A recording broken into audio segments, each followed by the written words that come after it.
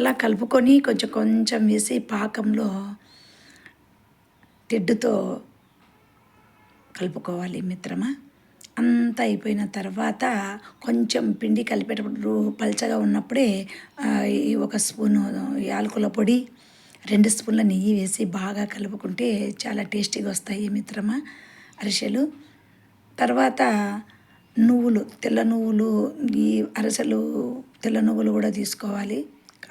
కావలసినన్ని దానికి తగినంత తెల్ల నువ్వులు తీసుకొని ఆ తెల్ల నువ్వులను కొంచెము పాలు వేసి తడింపుడిగా చేసుకున్నట్లయితే ఈ అరిసె ఉంటను మనం ఒత్తుకొని చేసినట్లయితే నూనెలో ఈ నువ్వులు జారిపోవు మిత్రమా.